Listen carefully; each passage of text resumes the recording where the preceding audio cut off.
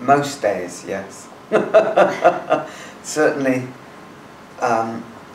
it's a bit like, you know, life is, for me, it's this cyclical journey. So there are always places on the wheel where the story feels similar. Like, oh my goodness, why did I do this? Why did I open the doors to a wider consciousness? You know, in many ways it's so much easier to stay asleep, to not be aware of the suffering of the life that we share the planet with, to not be aware of the beauty, because even the beauty is, it opens, and when the heart opens, it hurts often. And when we love, when we dare to love, when we dare to let ourselves feel, then there is pain, because there is loss. So there were many times, and probably around 10 years ago, I really accepted the place I'm in. But up until then, there was quite a fight going on inside me between this magical world, but also you can't have the. I discovered you can't have the magic without the mud, and so once I learned that this is how things move, then I stopped worrying about it, and I accepted it.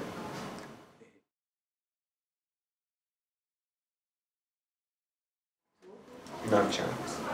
There's no.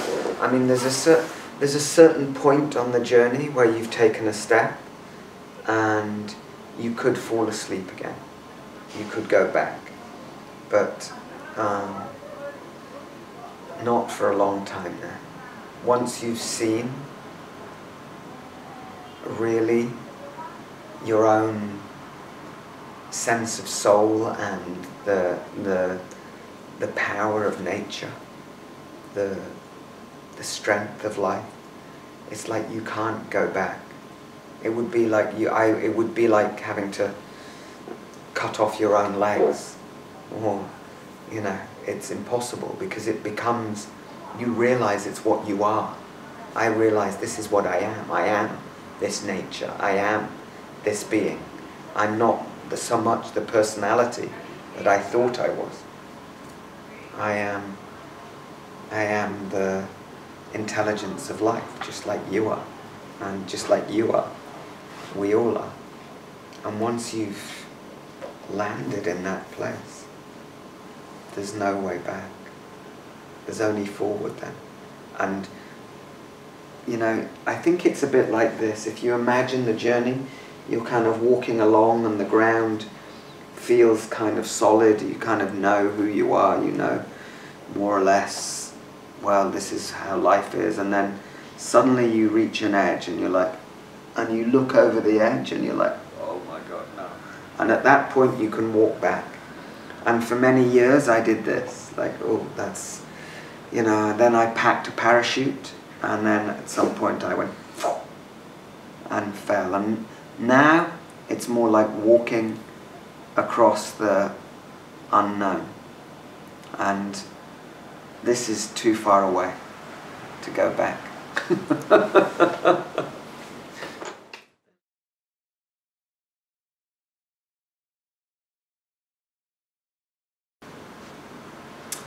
Okay, well, let's start with sickness.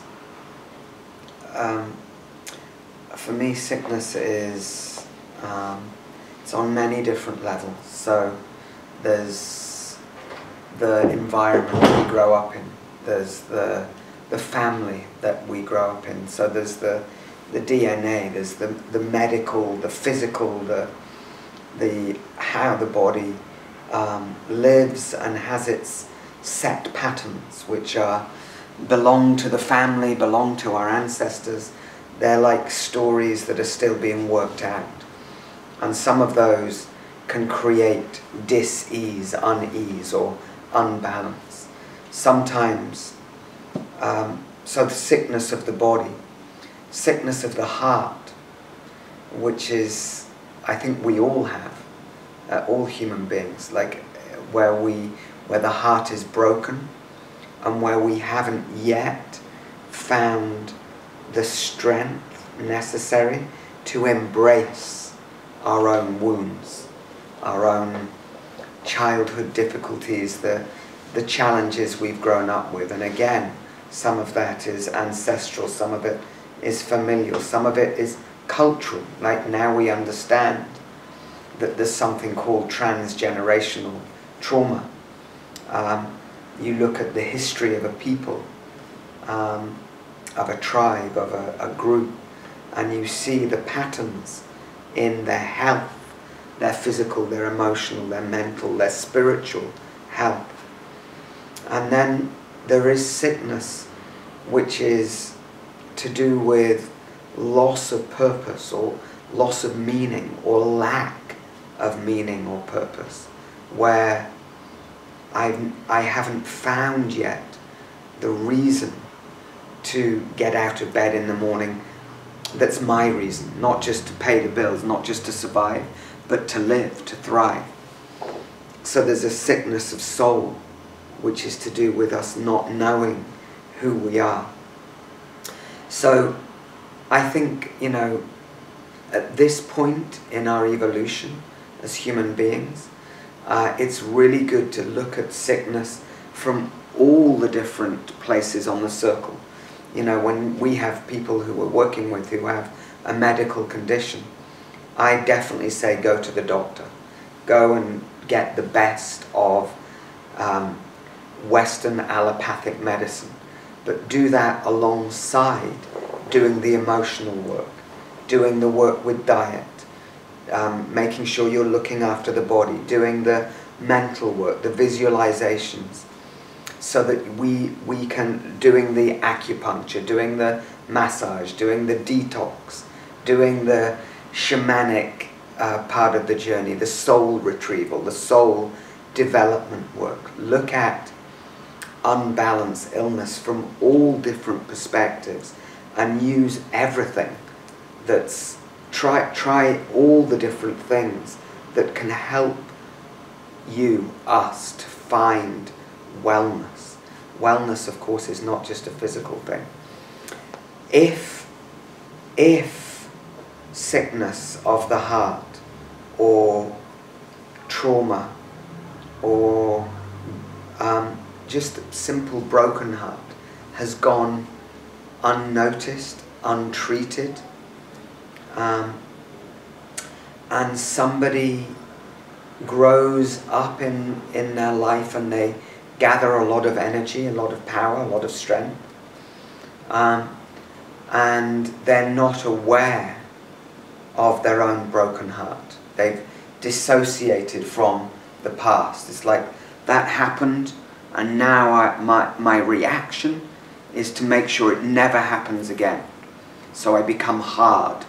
I become, I lose the sense of being able to feel.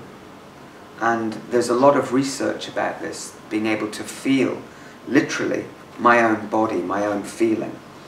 And when I've reached that stage, then I can become the kind of human that is willing to do damage to other human beings, to environment, to planet, without feeling it, because I've closed down my capacity to feel.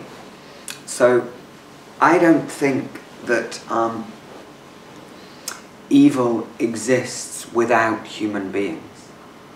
I think evil is a way of acting where the heart has turned to ice, and I no longer feel, and all I'm interested in is power, or money, or sex, or more. I just want more, because I'm trying to feed this gap inside me, and anything that's in the way of feeding that Just, I don't, I've reached a point in myself where I don't care anymore. And we all have that capacity. Every human being has the choice to make with our wounds, with what happened with our ancestors. And there are reasons for bad behavior, but not excuses for bad behavior. And so, you know, I've met and I've interacted with people, shamans, who have chosen in that world they're no longer called shamans, they're called brujos, they're called people who've chosen to use power just for their own benefit or to hurt. But and I've met people, and you know, if you look, you just see a broken heart, like really a broken heart, and somebody who's lost the courage or the willingness to do the work that it would take to notice how their own behavior is a reaction to something that happened. And so shadow is something different. Shadow is, it's the parts of ourselves that we have, in order to survive, we've put them behind us. So we all have shadows. Can be, my friend Charlie, a very fine young man, he talks about the golden shadow. The golden shadow is the beauty that we don't own in ourselves. The shadow, like Jung talked about, is more to do with as we're growing up as children, you know, we get told all the time how to behave. So don't be angry, don't do that to your brother, don't do that to your sister. That behavior is not okay, that behavior is not okay. Don't do that, don't do that. All of these things, they become parts of ourselves that are in the background, they're hidden from view. And they become shadow. They become, and if we don't turn round to embrace them, then they start to show up in our day-to-day lives. We'll always end up in the same kind of conflict. We'll always, all our relationships will end up in the same place. We'll keep meeting the same kind of experience until we recognize that there is something in us that simply wants to be received, owned, acknowledged. And when I acknowledge a shadow, like the part of me that can be so angry sometimes that I would want to kill, if I can acknowledge that, then it's far less dangerous than if I were to say, oh no, no, no, I'm such a nice person. I would never have that kind of feeling. I would never, that's bad people over there. Only bad people over there do that kind of thing. But I would never do it. But that disowning, that separation, often means that we are separate from our own sense of power, because the shadow has a lot of power.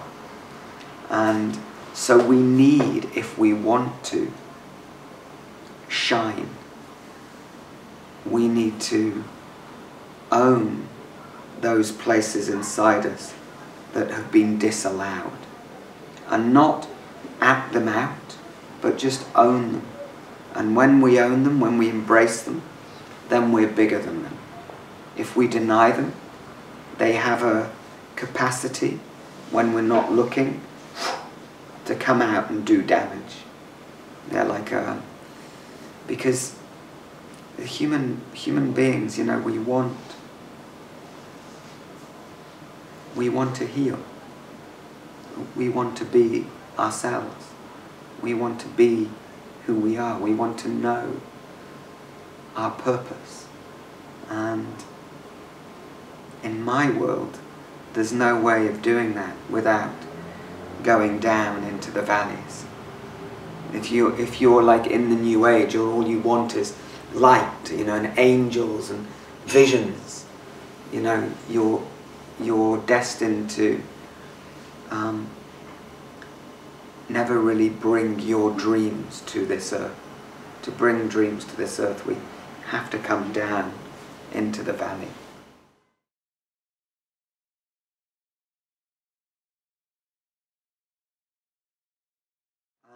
I think there are many truths in this universe, and in our work we talk about 5 dimensions of relationship. So the first is my relationship with myself, the second is my one-to-one relationships, the third is my relationship with the group, with the community, with the web of life, my fourth is my relationship with the imaginal, the invisible world, and my fifth, or the 5th dimension, is relationship with God, or with the Great Spirit, with the Great Mystery, with the oneness. And people often try to live in that 5th dimension, where it's like to live in godliness or oneness, in order to try to avoid their own dreams, the challenge of being a human, living in a dualistic world where we have to make choices about who we are, what matters. Like, I could go and live in a cave and somebody bring me food 3 times a day and sit and meditate and being in the oneness. It's beautiful, it's a lovely thing to do, but for me that would be a huge avoidance of the world. So the non-dual view of reality is a place that we need to visit, not in our thinking. In our thinking it's just a belief system. It doesn't really make much difference. But in our experience, in our work, we say you disappear in the dance. Your sense of separate identity dissolves. So instead of being a wave in the ocean, you're just water. And that perspective is very important, because when we do that disappearing into the non-dual world, it gives perspective. It helps us to see the world of duality as theatre in the best possible way. We're here, we're working out our stories, we're working out our dramas, our humanity. If we wanted to just live in non-duality, we could have stayed where we were. But a part of us chose to come to live in this world. And this is a world of duality and non-duality. And these things exist together. Non-duality embraces duality. And see, the thing is, I have a wife and a child and land that I live on and work that I love and friends, and I am completely attached to all of it and gladly attached to it. When people say to me like, oh, you're so attached, I'm like, you have no idea how attached I am. I love being attached to my wife and our son and our land and our work and our creativity and the health of my beating heart. And when I'm not attached, I'll be dead. And that's fine too. But right now, I think, again, so many people in the spiritual world, they try to hold on to non-attachment and non-duality to avoid the suffering of life. It's like putting a blanket on top of the heart. So I'm kind of spiritually numb. We call it the Teflon Buddha. Just nothing touches me. Nothing touches me. Nothing touches me. And really, for the Buddha to arrive in that non-dual state, he had to, and anyone else, because it's not an unusual state actually, anyone else who's gone through it goes through hell They go through all of the different experiences, and then they come to a place where they go, wow. There is no such thing as good and bad. There's just divine presence in all of it. That's true. But it's not, if you try and impose that fifth dimension truth in the third dimension of community, where we're dealing with our species threatening the possibility of passing life on to our descendants, you get into a crazy battle, because they're different stories, they're different perspectives, and they're both true. So it's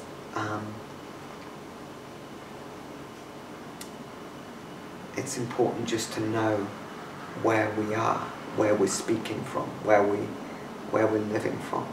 And for me, that non-dualistic place, it's refuge.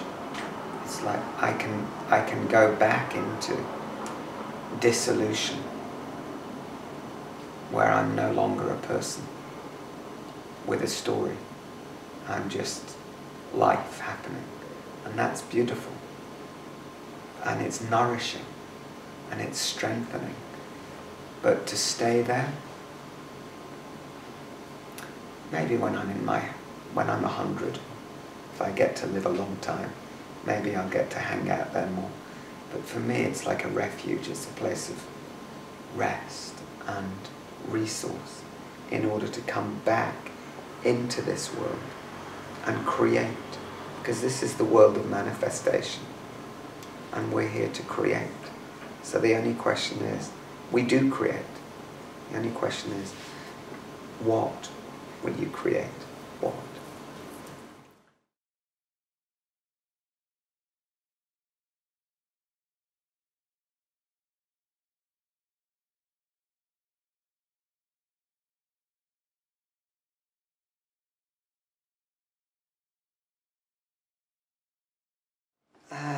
Absolutely, they are.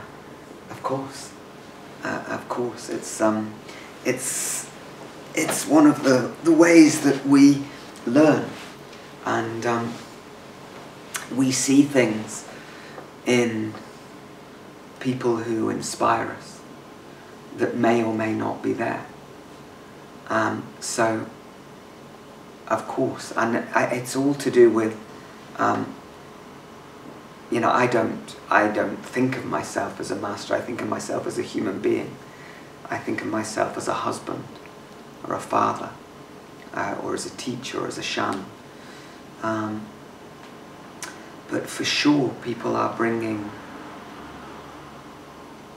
all kinds of unresolved issues. But it's all about, if somebody comes to work with me, the way I see it is they lend me a certain part of their authority. They say, here, just for this moment, you tell me, you give me please guide me, and I will guide them in the dance. I'll say, okay, let's bring your attention into your backbone.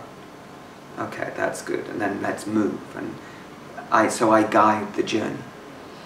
At the end, if it really works, when they walk out of the door, they should feel that they're congratulating themselves, that they did a good job. And part of the process of that is human beings, some of us seem to need, in order to grow, we need to kind of go, wow, amazing, you are just everything that I want to be. And if as a teacher, when somebody's looking at you in that way, you believe it, then you're in trouble. You're really in trouble.